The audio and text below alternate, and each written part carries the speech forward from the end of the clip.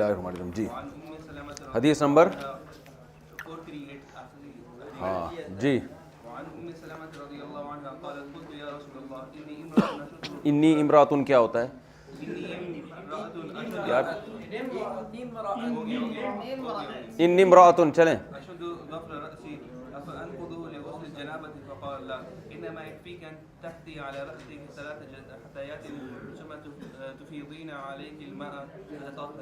حضرت ام سلمہ رضی اللہ عنہا سے روایت ہے، فرماتی میں نے عرض کیا یا رسول اللہ، میں ایک خاتون ہوں جو اپنے سر کی مانگوں کو باندھ لیتی ہوں.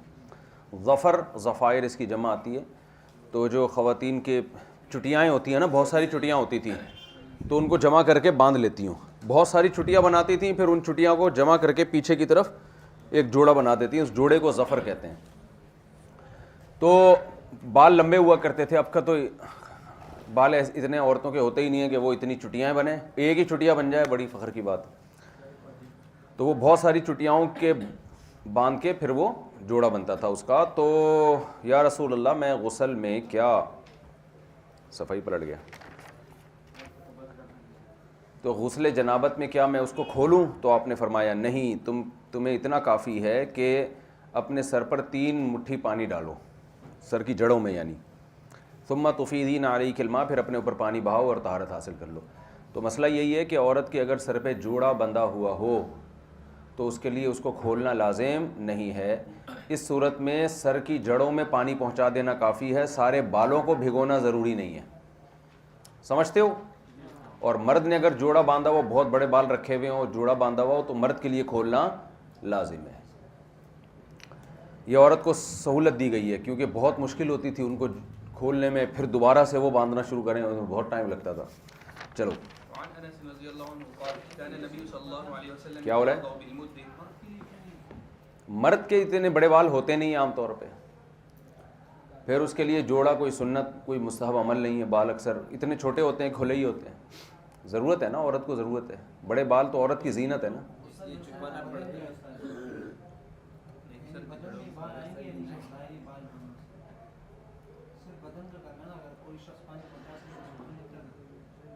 کیا بول رہا ہے بھائی؟ ضرورت کی وجہ سے عورت کے لیے مستثنا ہے، بالوں کا دھونا ضروری نہیں ہے جوڑا اگر بندھا ہو. صحیح نہیں ہے. چلیں کیا ڈالو اپنے اوپر.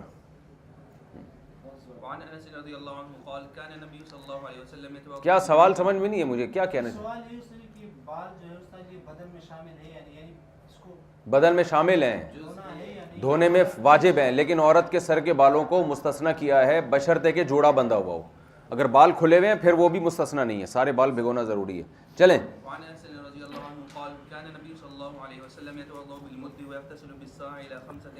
حضرت انس رضی اللہ عنہ فرماتے ہیں کہ رسول اللہ صلی اللہ علیہ وسلم ایک مد کے ذریعے وضو کرتے تھے اور ایک سا سے لے کر 5 مد تک غسل کیا کرتے تھے. متفق علیہ، یعنی نبی کتنے پانی میں غسل اور کتنے پانی میں وضو کرتے تھے. تو ایک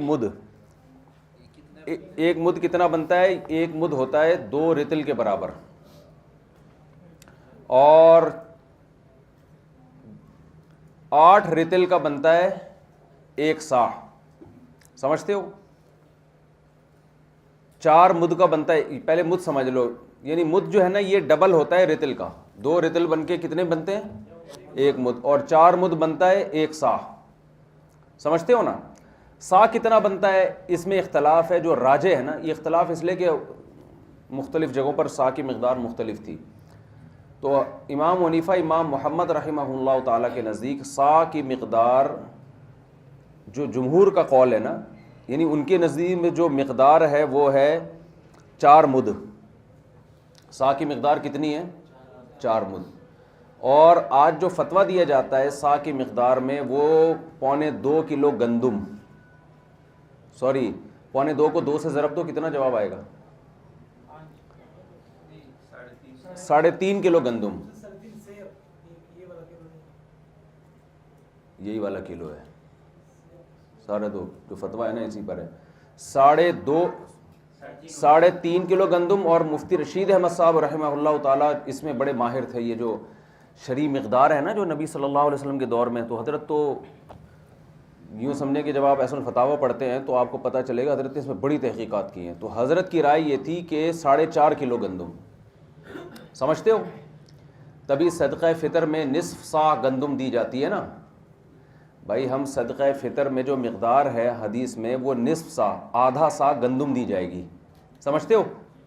گندم سے مراد وہ دانے, آٹا نہیں, آدھا صاع گندم یہ صدقہ فطر میں ہے.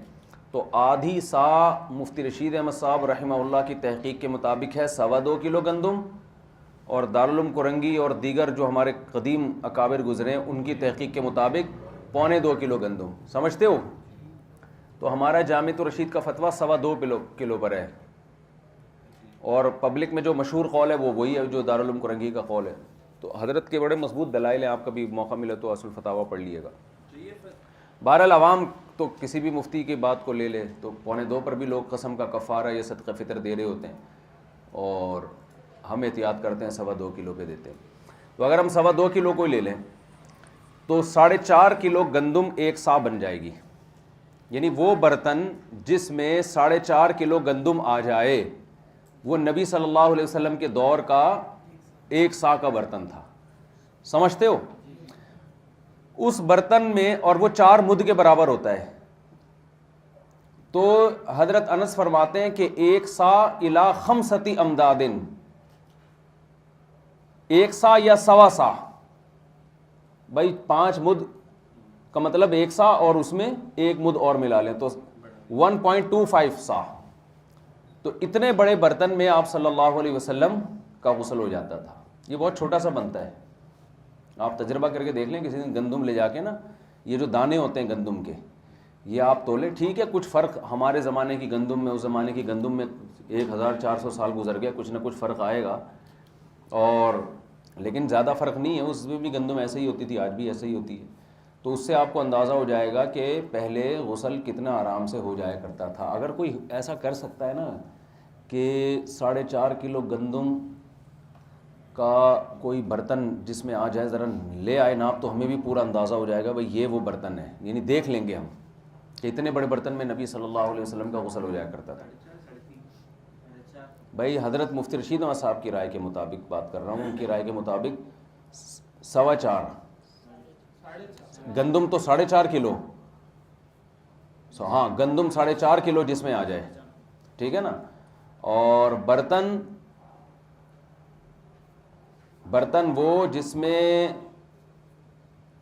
پورا 1 صاع, اور یعنی کبھی تو 1 صاع میں غسل کرتے تھے, کبھی اس میں آپ 1/4 کا اضافہ کر لیں, سمجھتے ہو.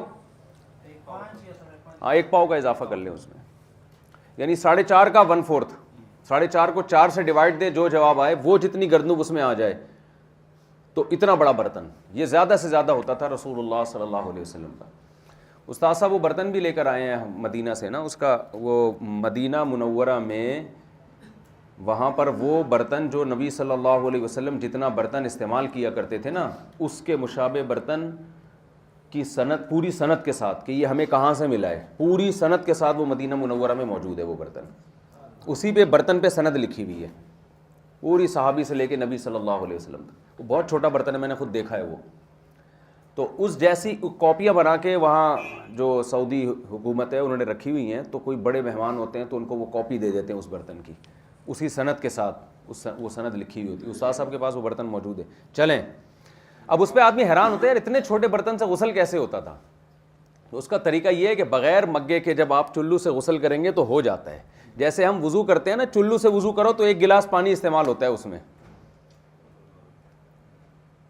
چلو سے اس طرح لے کے 3 دفعہ, تو اس طرح دھویا جاتا تھا. یہ تھوڑی ہوتا تھا یوں ٹھڑانگ بیٹھے ہوئے ہیں. اور آج وضو دیکھو نا, نل کا پہلے کھل جاتا ہے, اس کے بعد گھنٹوں گھنٹوں رگڑائی ہو رہی ہے وہاں بیٹھ. چلیں کیا بول رہا ہے بھائی, پانی تو بہت کم تھا نا وہاں, پانی تو تھا ہی نہیں عرب کے لیے. تو آج بھی پانی کے بڑے مسائل ہیں. یہ دبئی وغیرہ میں پانی اگر مل جائے نا, ان کے تو عید ہو جائے.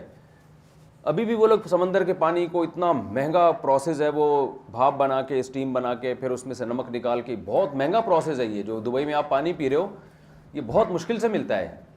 یعنی گورنمنٹ نے بہت زیادہ سرمایہ خرچ ہوتا ہے حکومت کا اس میں. عرب ملکوں میں پانی نہیں ہے، اور وہ پانی پھر صحت کے لیے اچھا بھی نہیں ہے۔ دبئی میں ہر آدمی کے بال سفید، ایک عمر کے بعد بے اولادی کے مسئلے بہت سارے لوگوں کے ساتھ ہیں دبئی میں، وہ پانی میں مسئلہ ہے وہاں پہ۔ چلیں، وعن معاذة قالت قالت عائشة رضي الله عنهما كنت أغتسل أنا ورسول الله صلى الله عليه وسلم من إناء واحد بيني وبينه فيبادرني حتى أقول دع لي قالت وهما جنوبان۔ حضرت معاذہ العدویہ یہ بہت بڑی تابعیہ تھیں، حضرت عائشہ کی شاگردہ تھیں، ان کی عبادت کے واقعات کتابوں میں لکھے ہیں، آدمی حیران ہو جاتا ہے، تو بہت بڑی تابعیہ تھی۔ یہ کہتی ہیں حضرت عائشہ رضی اللہ تعالی عنہا فرماتی ہیں کنت اغتسل انا ورسول اللہ صلی اللہ علیہ وسلم من اناء واحد، میں اور نبی صلی اللہ علیہ وسلم ایک برتن سے غسل کیا کرتے تھے، بینی و بینہ، جو میرے اور آپ کے درمیان میں ہوتا تھا۔ فیبادرنی، آپ صلی اللہ علیہ وسلم مجھ سے پہل کرتے، جلدی جلدی پانی لینے کی کوشش کرتے، حتی اقولا، یہاں تک کہ میں کہتی دع لی، کچھ پانی میرے لیے چھوڑ دیں۔ قالت وہما جنوبان، حضرت معاذہ فرماتی ہیں دونوں جنابت کی حالت میں ہوتے۔ یہ مسئلہ اصل میں یوں ہے کہ امام احمد ابن حنبل رحمہ اللہ تعالیٰ کے نزدیک عورت جب غسل جنابت کرے گی تو اس کے بچے ہوئے پانی سے غسل کرنا مکروہ تحریمی ہے، سمجھتے ہو؟ عورت جب غسل جنابت کرے تو اس سے جو بالٹی میں پانی بچ جاتا ہے نا، مرد کے لیے اس سے غسل کرنا مکروہ تحریمی ہے۔ یعنی صورت یہ بنے گی یا تو مرد کے بچے ہوئے پانی سے عورت غسل کرے، یا عورت کے بچے ہوئے پانی سے مرد غسل کرے، یا دونوں ایک ساتھ چلو سے پانی لینا شروع کریں۔ تو اس میں مرد عورت کے بچے ہوئے پانی سے غسل کرتا ہے، بالاتفاق جائز ہے۔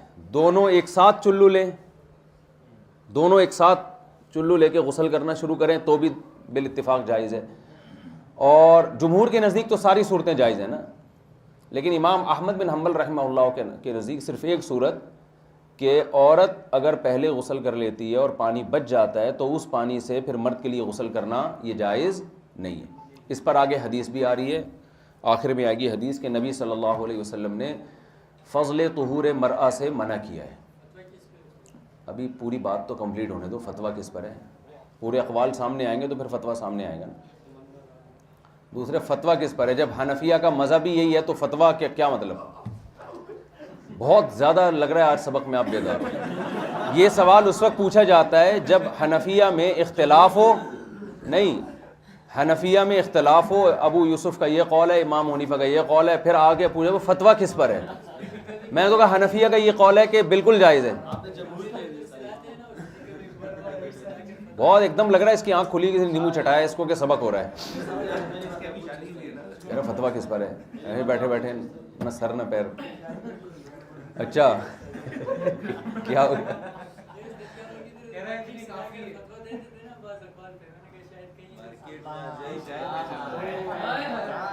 تو چونکہ آگے حدیث آ رہی ہے کہ امام احمد بن حنبل کا جو رائے ہے نا، وہ حدیث آ رہی ہے آگے کہ نبی صلی اللہ علیہ وسلم نے فضل طہور مرأہ سے منع کیا ہے، عورت کے فضل جو بچا ہوا پانی ہوتا ہے۔ اس کا جواب یہ ہے کہ یہی حدیث مرد کے بارے میں بھی ہے کہ آپ صلی اللہ علیہ وسلم نے، آگے مشکات میں یہ حدیث آ رہی ہے کہ نبی صلی اللہ علیہ وسلم نے مرد کے بچے ہوئے پانی سے بھی عورت کو غسل کرنے سے منع کیا ہے۔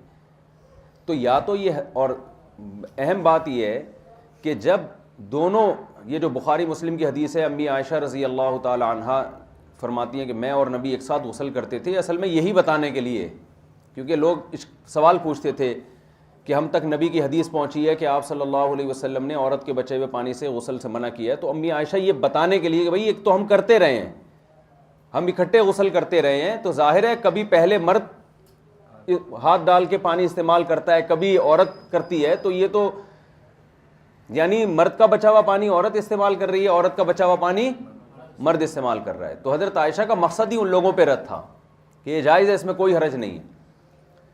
تو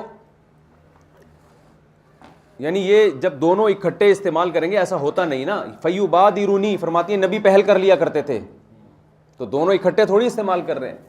تو ہم یہ کہتے ہیں کہ جو تعویل آپ اس حدیث میں کرتے ہیں جس میں آتا ہے کہ مرد کا بچا ہوا پانی عورت استعمال نہ کرے، تو وہی تعویل ہم وہاں کرتے ہیں جو جس میں آتا ہے کہ عورت کا بچا ہوا پانی مرد استعمال نہ کرے، اگرچہ وہ حدیث سند کے لحاظ سے کمزور ہے جس میں آتا ہے کہ مرد کا بچا ہوا پانی عورت استعمال نہ کرے۔ تو ہم یہ کہتے ہیں کہ اس کے متعدد جوابات ہیں۔ نمبر ایک، یہاں فضل سے مراد یہ والا فضل طہور مرأہ نہیں ہے کہ بالٹی میں جو پانی بچ جائے، بلکہ اس سے مراد وہ پانی ہے جو عورت نے استعمال کر لیا ہو، جس سے حدث زائل ہو چکا ہو، سمجھتے ہیں نا؟ وہ پانی اگر جمع ہو رہا ہے تو مرد استعمال نہ کرے، اور اس کی تائید اس روایت سے ہوتی ہے جس میں آتا ہے کہ مرد کا پانی عورت استعمال نہ کرے. تو مرد نے جو پانی استعمال کیا وہ مستعمل ہو گیا، تو اب وہ پانی عورت استعمال نہ کرے. سوال پیدا ہوتا ہے کہ مستعمل پانی میں پھر مرد اور عورت کے فرق کی کیا بات ہے؟ یہ تو مرد کا پانی مرد بھی استعمال نہیں کر سکتا، عورت کا پانی عورت بھی.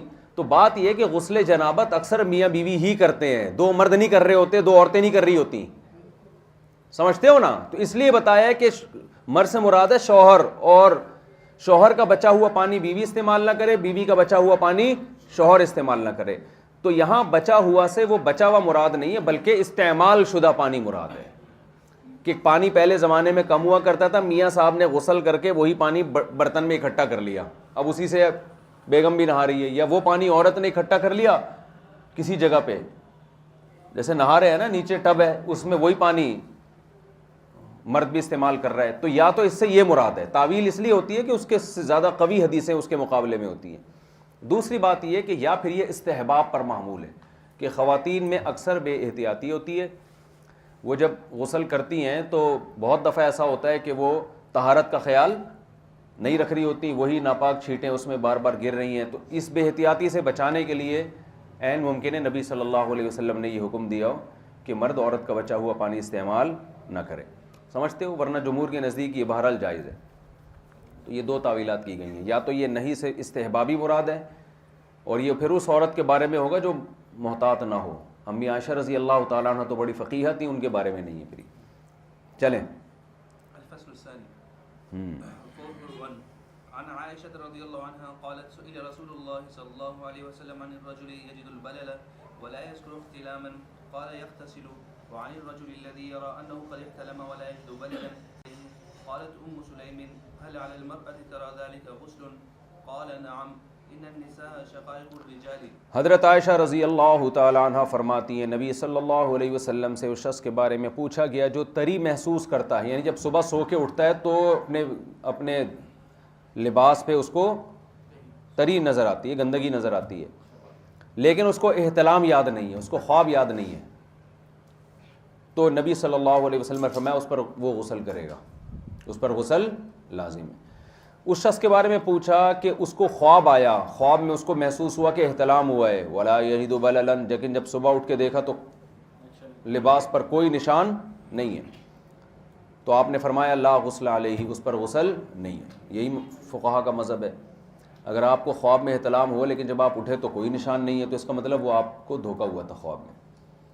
لیکن آپ کو اگر خواب نہیں آیا، یا ظاہر آیا ہوتا ہے، یاد نہیں ہوتا خواب انسان کو، اور صبح دیکھا کہ شلوار پہ تری ہے، تو یہ اس کی علامت ہے کہ آپ کو احتلام ہوا ہے، کیونکہ واضح علامت ہے نا یہ. اچھا بھائی، حضرت ام سلیم فرماتی ہیں حل علی المرأۃ ترى ذلك غسل، کہ یا رسول اللہ اگر عورت کے ساتھ یہ سب کچھ ہو تو اس پر بھی غسل ہے؟ تو آپ نے فرمایا ہاں اس پر بھی غسل ہے. ان النساء شقائق الرجال، کیونکہ عورتیں بھی مرد کا شقیقہ کہتے کسی کے حصے کو، تو شقیقہ کی جمع شقائق، ایک شق ہوتی ہے نا یہاں سے کاٹ کے الگ، تو مرد ہی کے جسم کا ٹکڑا ہے. آدم علیہ السلام، اللہ نے اماں ہوا کو آدم علیہ السلام کے پسلی سے بنایا نا، تو مطلب یہ کہ ان پہ بھی بہت سارے وہ احوال آتے ہیں جو مردوں پہ آتے ہیں. اس معاملے میں وہ بھی مردوں کی جنس میں سے ہیں، خواہش جیسے اللہ نے مرد میں رکھی ہے تو ان میں بھی رکھی ہے، تو ان کو بھی احتلام ہو سکتا ہے. چلیں وعنها رضي الله عنها قالت قال رسول الله صلى الله عليه وسلم إذا جاوز الختان وجب الغسل فعلته أنا ورسول الله صلى الله عليه وسلم. حضرت عائشہ رضی اللہ تعالی عنہ فرماتی ہیں حضرت عائشہ سے یہ سوال بہت پوچھا جاتا تھا کہ غسل کے مسائل تھے نا، لوگ دور دور سے سفر کر کے آتے تھے. پوری یہ تو حدیث کا ایک ٹکڑا ہے نا، باقی کتابوں میں پوری ڈیٹیل سے حدیث ہے کہ ایک تابعی تھے، شاید حضرت مسروق الاجدع تھے یا کوئی اور تھے، وہ دور سے سفر کر کے آئے حضرت عائشہ کے پاس. اور اب دیکھو اتنی سی حدیث کو اگر لے لو گے تو یہ شیعہ لوگ پھر الزام لگاتے ہیں یہ حیا کے خلاف مسائل بتاتی تھی. پوری روایت اس طرح سے ہے کہ ان کے پاس تابعی چل کے آئے، انہوں نے عرض کیا کہ میں ایک مسئلہ آپ سے پوچھنا چاہتا ہوں لیکن مجھے حیا آتی ہے. تو امی عائشہ نے فرمایا لا تستحیی فانی امک، مجھ سے حیا مت کرو اس معاملے میں کیونکہ میں تمہاری ماں ہوں. تو انہوں نے کہا کہ ایک آدمی اپنی زوجہ سے ہم بستری کرتا ہے اس کو انزال نہیں ہوتا، فارغ ہی نہیں ہوتا، وہ ڈسچارج نہیں ہوتا، اور اس سے پہلے ہی وہ یعنی ادخال ہوتا ہے، انٹرکورس ہوتا ہے، لیکن وہ انزال نہیں ہوتا، تو اس کا کیا حکم ہے؟ تو حضرت عائشہ نے فرمایا فعلتہ انا ورسول اللہ صلی اللہ علیہ وسلم فاغتسلنا، میرے اور نبی صلی اللہ علیہ وسلم کے درمیان یہ کام ہوا اور ہم دونوں نے غسل کیا۔ تو یہ انہوں نے اس لیے بتایا کہ دلیل آپ، کیونکہ وہ ویسے ہی بتاتی ہیں تو وہ کہتے ہیں اپنا اجتہاد ہے ان کا، تو انہوں نے اس لیے اور ظاہر ہے یہ زوجہ کے علاوہ کوئی یہ بتایا نہیں جا سکتا، یعنی کوئی اور تو نہیں بتا سکتا نا یہ عمل۔ تو یہ حضرت عائشہ رضی اللہ تعالیٰ عنہ کی فقاہت تھی کہ انہوں نے اپنی حیا کو پس پش رکھ کے شریعت کا مسئلہ لوگوں کے سامنے پہنچایا۔ اور نبی صلی اللہ علیہ وسلم کے جو کثرت سے نکاح کی ایک حکمت یہ بھی ہے تاکہ جو گھریلو مسائل ہیں آپ کے گھر کے اندر کا علم بھی امت تک پہنچے۔ چلیں، اچھا، نبی صلی اللہ علیہ وسلم کو جو اللہ نے کثرت سے نکاح کی اجازت دی نا، اس کی ایک حکمت میرے ذہن میں یہ بھی آتی ہے کہ آپ نے اکثر دیکھا ہوگا کہ ذرا سا میاں بیوی میں اختلاف ہو، عورت اپنے شوہر کی عزت کا جنازہ نکال دیتی ہے۔ ذرا سا مسئلہ چلے نا، اگر پھڈا چلے تو اکثر دیکھا ہے میاں بیوی دونوں ایک دوسرے پہ الزام لگا رہے ہوتے ہیں۔ اللہ تعالیٰ نے نبی صلی اللہ علیہ وسلم سے اس الزام کو رفع کرنے کے لیے کہ جیسے یہ باہر نظر آ رہے ہیں ایسے ہی گھر کے اندر بھی ہیں، ورنہ باہر پیرو مرشد اور روحانی ٹوپی ڈراموں کو دیکھو آپ کیسے نیک بنے ہوئے ہوتے ہیں، گھر کے حالات دیکھو تو پتہ چلتا ہے کہ 2 نمبر لوگ ہیں یہ۔ باہر کیا ہے، باہر تو آدمی آگے اچھی اچھی باتیں کر رہا ہوتا ہے۔ تو ایک زوجہ ہوتی نا آپ کی، اس کی گواہی کو لوگ کہتے ہیں شاید میاں بیوی نے آپس میں مل کے انڈرسٹینڈنگ ہے آپس کی، بھائی دونوں کی مل کے، کہ بھائی ہیں ایسے لوگ بھی ہیں، جاہل پیر ہیں، ان کی بیوی بھی ان کے ساتھ ہوتی ہے، ہر کی بیوی کو پتا ہوتا ہے 2 نمبر آدمی۔ تو ایک عورت نہیں، 2 عورت نہیں، 9 بیویاں ایٹ اے ٹائم آپ کے نکاح میں رہیں، اور سب سے آپ کی تعریف منقول ہے، کسی ایک سے بھی آپ کی برائی منقول نہیں ہے۔ تو یہ خود اس کی علامت ہے کہ بھائی جو گھر میں نیک ہوگا، اتنا نیک، یعنی یہ اس کی علامت ہے کہ یعنی اللہ نے کوئی راستہ ہی نہیں چھوڑا آپ پہ الزام کا، ورنہ اکثر اچھے لوگوں کو ان کی بیویاں بدنام کر دیتی ہیں۔ میڈیا پہ دیکھو نا آ کے کیا ہو رہا ہوتا ہے، ذرا سی طلاق ہوئی، علیحدگی ہوئی تو دیکھو ایک پروپیگنڈا کھڑا ہوتا ہے، ایک تماشا کھڑا ہوتا ہے کہ پتہ ہی نہیں چلتا ہے بندہ صحیح ہے کہ 2 نمبر ہے، کچھ نہیں پتہ چلتا۔ تو ایک زوجہ نہیں، 9 زوجات تھیں، اور انہوں نے گھر کے اندر کے مسائل بھی بیان کیے ہیں۔ تو یہ خود اس کی علامت ہے کہ بھئی 1 2 3 نہیں، 9 بیویاں، 9 کی 9 سے ایک حرف بھی آپ کی مخالفت میں منقول نہیں ہے کہ آپ ظالم تھے یا آپ بد اخلاق تھے۔ کچھ تو ہوتا نا، کوئی ایک زوجہ آپ سے خدا نخواستہ علیحدگی لے لیتی اور بولتی معاذ اللہ یہ تو باہر کچھ اور ہے، اندر ان کے معاملات کچھ اور ہیں، یہ تو یوں تھے، یہ تو یوں تھے، ایسے کر کے کرتی تو تاریخ کی کتابوں میں تو ہر چیز آتی ہے۔ پھر آپ کہہ سکتے ہیں بھائی یہ تو تاریخی میں تو مسلمانوں نے لکھی ہے، وہ اچھی چیزیں حذف کر دیں گے، اور ایسا نہیں ہے۔ جب لکھی گئی ہیں تاریخیں تو تمام رتب و یابس سب کچھ جمع کی، خبریں چھپتی نہیں ہیں۔ تبھی تو دیکھو نا حضرت زینب سے جب آپ نے نکاح کیا ہے تو جو مشرکین نے اعتراضات کیے وہ تمام اعتراضات اسی طرح نقل چلے آ رہے ہیں کہ خوبصورتی کی وجہ سے انہوں نے شادی کی ہے، منہ بولی بیٹی تھی تو اپنا مسئلہ چینج کر دیا، یہ ساری اعتراضات نقل ہوتے چلے آ رہے ہیں۔ چلیں، حضرت عائشہ فرماتی ہیں جاوز الختان الختان، ختان موضع ختان کو کہتے ہیں، مرد کے جو وہ جگہ جہاں ختنے کی جاتی ہے، عورت میں بھی یہ جگہ ہوتی ہے۔ تو جب موضع، یہاں مضاف محذوف ہے، موضع ختان، ختان سے تجاوز کرے گا جس کو دخول حشفہ کہتے ہیں، تو آپ صلی اللہ علیہ، حضرت عائشہ فرماتی ہیں غسل واجب ہو جائے گا۔ نبی صلی اللہ علیہ وسلم اور میں نے اس طرح کیا اور ہم دونوں نے غسل کیا۔ چلیں، وعن ابي هريره رضي الله عنه قال قال رسول الله صلى الله عليه وسلم تحت كل شعرة جنابة فاغسلوا الشعر وانقوا البشرة، انقو، اور پتہ نہیں اس کو حمزہ وصلیہ سے کیا محبت ہے، کہیں گراتا ہی نہیں ہے۔ وانقوا البشرة 8-10 حمزہ وصلیہ اس کو تھیلے میں ڈال کے دے دو، جہاں حمزہ وصلیہ آئے گی پڑے گا یہ۔ اس مجھے لگ رہا ہے اس کو عشق ہے حمزہ وصلیہ سے۔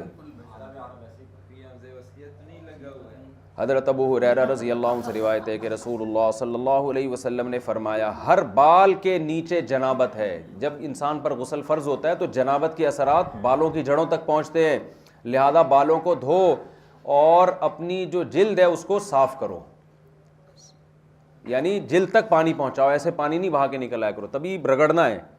بال جب آپ دھوتے ہیں تو ہاتھوں سے، غسل میں داڑھی کو اچھی طرح سے دھونا پڑتا ہے اندر تک، یعنی ایک ایک بال کے اندر جنابت کے اثرات پہنچتے ہیں۔ چلو، وعن علي رضي الله عنه قال قال رسول الله صلى الله عليه موضع شعرة من جنابة لم يغسلها فعل بها كذا وكذا من النار. قال علي رضي الله عنه فمن ثم عاديت رأسي فمن ثم عاديت رأسي ثلاثا.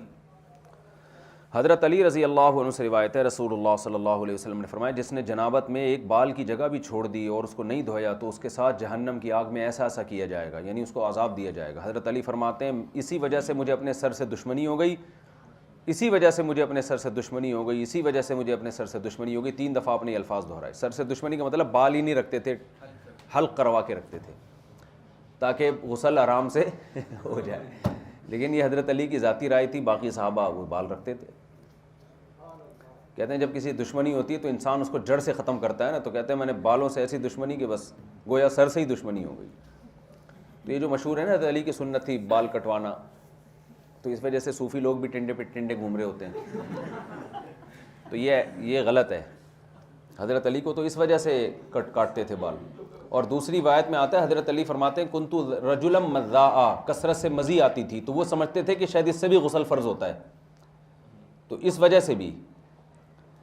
وجہ سے بھی وہ کیونکہ بار بار ان کو غسل کرنا، بعد میں ان کو مسئلہ پتہ چل گیا کہ اس سے غسل فرض نہیں ہے، تو ہو سکتا ہے پھر رکھ لیے ہوں بال. چلیں. وعن عائشة رضی اللہ عنہا قالت كان النبي صلی اللہ علیہ وسلم لا يتوضأ بعد الغسل. حضرت عائشہ رضی اللہ تعالیٰ عنہ فرماتی ہیں کہ نبی صلی اللہ علیہ وسلم غسل کے بعد وضو نہیں فرمایا کرتے تھے. رواہ الترمذی و ابو داؤد والنسائی و ابن ماجہ. غسل کے بعد وضو نہیں کرتے تھے. تو اگر آپ نے غسل سنت کے مطابق کیا تو اس میں تو پہلے ویسے ہی وضو ہو جاتا ہے، اور اگر ویسے بھی سنت کے مطابق غسل آپ نے نہیں کیا تو پھر حنابلہ کے نزدیک وضو کرنا واجب ہے.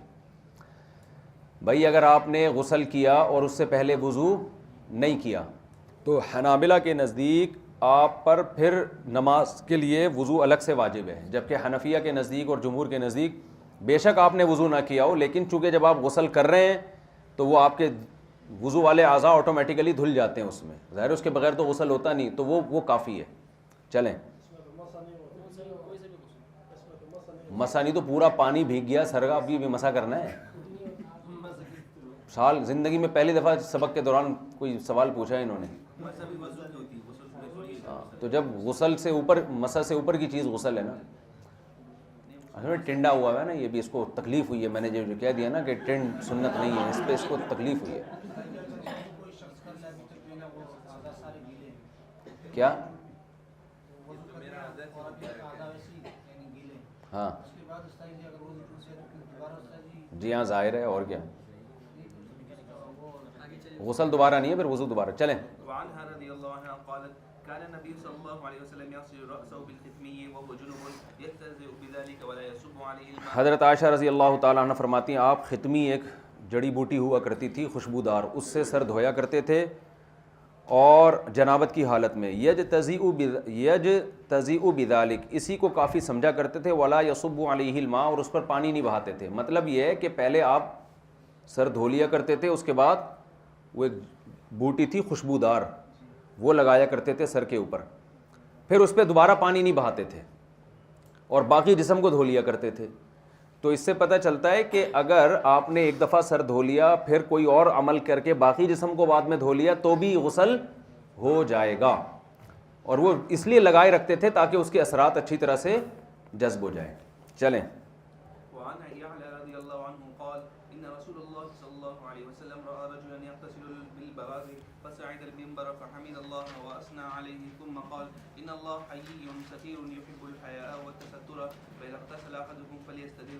رواه أبو داود. حضرت یعلا رضی اللہ عنہ فرماتے ہیں کہ نبی صلی اللہ علیہ وسلم نے ایک شخص کو دیکھا جو کھلے میدان میں غسل کر رہا تھا. آپ ممبر پہ چڑھے اور اللہ کی حمد و ثنا کی اور فرمایا اللہ تعالیٰ حیا والا ہے اور پردے والا ہے، حیا اور پردے کو پسند کرتا ہے. جب تم میں سے کوئی شخص غسل کرے تو اسے چاہیے کہ وہ اپنے آپ کو چھپائے، ایسے کھلے عام میدان میں غسل نہ کرے وہ. جی.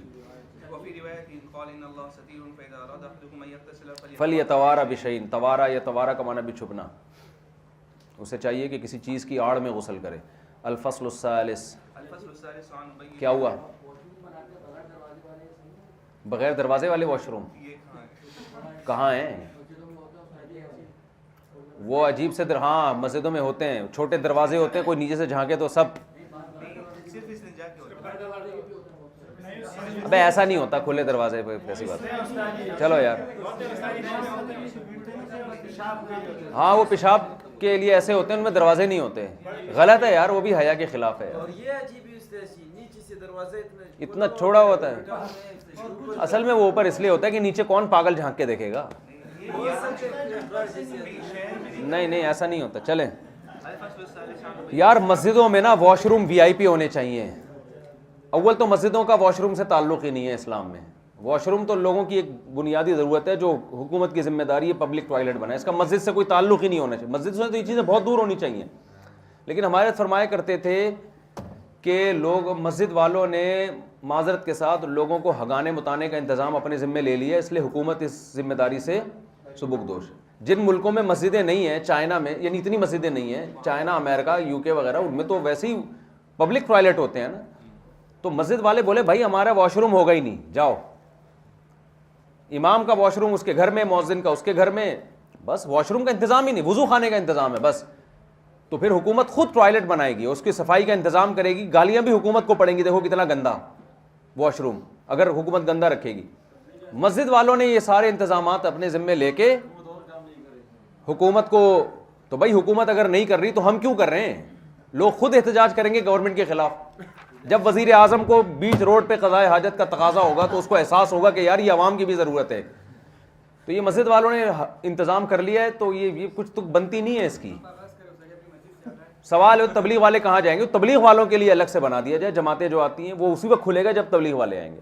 وہ ایک دو کافی ہے ان کے لیے، اتنی بڑی 20 ٹوائلٹ بنانے کی ضرورت نہیں. اب حال تو دیکھو نا مسجدوں میں ہوتا کیا ہے، گندی بدبو. صدر میں مسجد دیکھو، گندی بدبو آ رہی ہے صحن کے اندر. ادھر پیاز کھا کے آنے کی ممانعت ہے مسجد میں، اور ادھر واش روم کھلے ہوئے ہیں قریب میں، اور وہ اتنے گندے لوگ بھی گالیاں دیتے ہیں یار یہ مسجد صفائی کی جگہ ہے اور یہاں یہ صفائی سکھائی جا رہی ہے. اور اگر بالفرض بنانا ہی ہے تو اتنے وی آئی پی، اتنے صاف ستھرے ٹوائلٹ ہونے چاہیے جیسے ملیشیا کے ایئرپورٹ اور دبئی کے ایئرپورٹ پر ہیں، تاکہ لوگوں کو پتہ چلے بھائی یہ جو صفائی کے قائل ہیں تو عملاً بھی ایسے ہی صفائی ان کے یہاں ہوتی. وہ عجیب سے واش روم ہوتے ہیں، دروازے ہی نہیں ہوتے، آدھے دروازے ہوتے ہیں، پھر وہ عجیب سا ہی ہوتا ہے، آپ کو سب کو پتہ ہے، اتنے گندے. الفصل الثالث. چلو بھائی.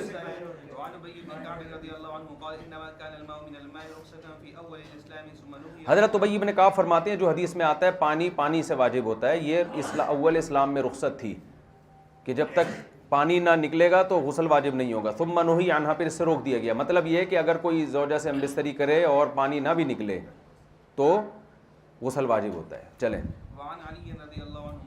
لیکن دیکھو اس سے وہ ہم بستری مراد ہے جس میں دخول ہو، اور ویسے بھی شریعت میں صرف دخول ہی پہ سارے حکام مرتب ہوتے ہیں. امام طحاوی نے اس میں دلیل نظر بھی دی ہے نا، عقلی دلیل، کہ اگر کوئی شخص کسی عورت کے ساتھ صرف دخول کر لیتا ہے، فارغ نہیں بھی ہوتا، تو زنا کے سارے حکام اس پہ جاری ہوتے ہیں، رجم کرنا، کوڑے لگانا. اسی طرح کسی عورت کو 3 طلاقیں ہوئی ہیں، دوسرے مرد نے نکاح کر کے صرف دخول کر لیا ہو، انزال نہ بھی ہوا ہو، تو طلاق کے بعد یہ عورت پہلے مرد سے نکاح کر سکتی ہے. تو انہیں شرعی حلالے کا بھی ترتب ہو جاتا ہے. تو اس سے پتہ چلتا ہے کہ اسی طرح رمضان کے روزہ میں کسی نے بیوی سے ہم بستری کی، اتنا کہ صرف دخول کر لیا، تو اس پہ 60 روزوں کا کفارہ واجب ہو جاتا ہے. تو اس سے پتہ چلتا ہے کہ نفس دخول پر سارے حکام مرتب ہو رہے ہیں، تو غسل کیوں مرتب نہیں ہوگا؟ پھر تو غسل بھی اسی سے واجب ہو جاتا ہے. چلیں.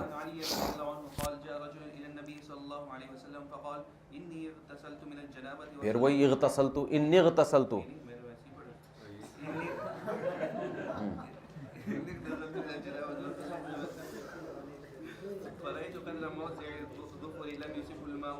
حضرت علی رضی اللہ تعالیٰ عنہ فرماتے ہیں رسول اللہ صلی اللہ علیہ وسلم کے پاس ایک شخص آیا اور کہنے لگا میں نے غسل جنابت کیا اور میں نے نماز پڑھ لی، لیکن میں نے ناخن کے بقدر ایک جگہ دیکھی جس میں پانی نہیں پہنچا تھا. تو نبی نے فرمایا لو کنت مسحت علیہ بیدک اجزاک، اگر اپنے ہاتھ سے اس ناخن پہ مسح کر لیتے تو کافی ہو جاتا. تو یہاں مسح سے مراد بالاجماع غسل خفیف ہے. یہاں مسح سے یہ مراد نہیں ہے کہ صرف مسح، کیونکہ یہ تو حدیث میں غسل کا حکم ہے نا، قرآن میں بھی غسل کا. تو غسل تو پانی بہانے کو کہتے ہیں، تو مطلب تھوڑا سا پانی بہا لینا بھی تمہارے لیے کافی تھا. تو چونکہ نہیں بہایا لہذا اب کافی نہیں ہے، تمہاری نماز نہیں ہوئی ہے. تو مسئلہ بھی یہی ہے کہ اگر بعد میں پتہ چلے جگہ خشک رہ گئی ہے تو دوبارہ، البتہ پھر پورا غسل کرنا ضروری نہیں ہے، صرف اتنے حصے کو معمولی سے دھو لینا کافی ہے. دیکھو فضول سوال نا، کتنے ٹائم بعد؟ جب بھی ہے 6 مہینے بعد دیکھا ہے، پتہ چلا تو 6 مہینے بعد، ٹائم تھوڑی ہے. چلیں. اللہ کسی کو حسن نہ دے یار، ایسا جو حسن ملا ہے نا ان کو، حسن جب آتا ہے تو ناز بھی، فضول سوالات بھی آ ہی جاتے ہیں، یہ سب حسن کے کرشمے ہیں. چلیں. وعن ابن عمر رضی اللہ عنہما قال كانت الصلاة 50 والغسل من الجنابة 7 مرات وغسل البول من الثوب 7 مرات فلم يزل رسول الله صلى الله عليه وسلم يسأل حتى جعلت الصلاة 5 فغسل الجنابة مرة وغسل الثوب من البول مرة. حضرت ابن عمر فرماتے ہیں کہ 50 نمازیں تھیں اور غسل من الجنابہ 7 مرتبہ تھا اور پیشاب سے کپڑے کو دھونا بھی 7 مرتبہ تھا. نبی صلی اللہ علیہ وسلم اللہ سے سوال کرتے رہے یہاں تک کہ نمازیں 5 کر دی گئیں، غسل جنابت 1 مرتبہ اور پیشاب سے لباس کو دھونا بھی 1 مرتبہ.